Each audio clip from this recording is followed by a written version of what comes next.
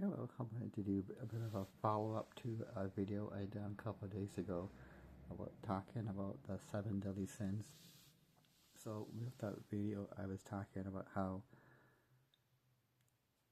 those, quite often the 7 deadly sins are viewed as a negative, evil thing, and not that they're good, but when you look at it from the point of reference I was sharing and talking about, in that, you look at greed, lust, anger, pride, sloth, and that kind of stuff, that there's one that tends to be dominant in each one of us, and that's what I was sharing. That's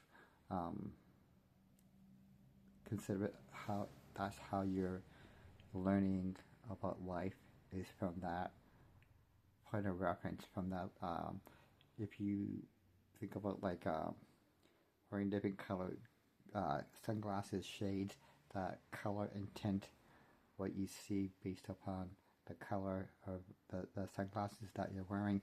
It's that kind of an experience where, if you're looking at like greed or wrath or lust, that is what tends to influence you and be there in your mind to some extent, in your senses and in your energy.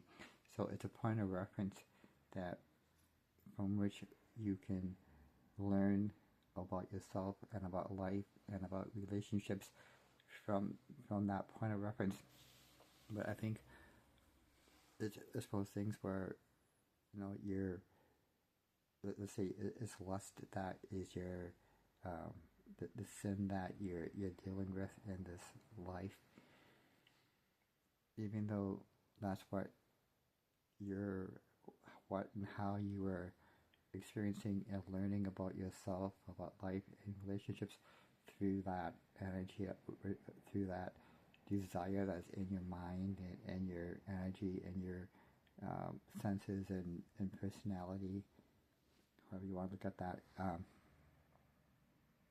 The key is to not act on it when it is trying to impulse you and influence you to act on it and to become it, and to go down that path of that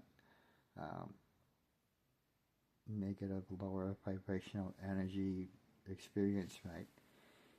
So to not act on it, but to use your direct, because you're having direct experience with it. In this case, we're talking about lust.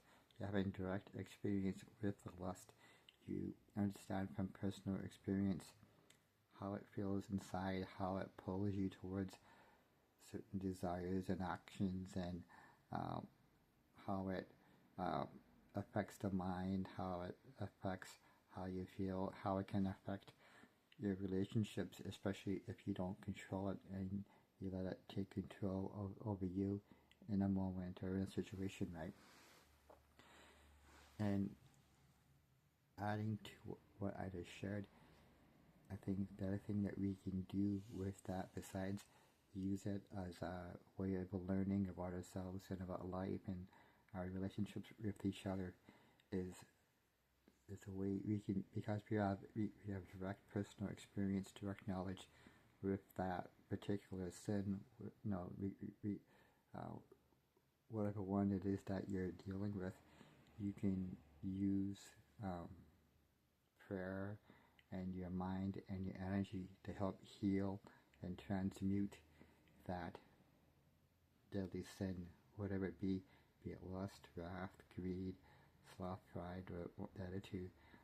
You can use prayer and your mind and your energy to transmute and heal it. And the more of us do this, the more we can help elevate and shift that consciousness of humanity to a higher level, and to help create heaven on earth. Because as children of God, we are co-creators with God, because we are a child of God. You're made in God's image. You are a creator too. So as we co-create together, the more of us are co-creating good things, the more we're going to manifest the good that we want to live, see, and experience.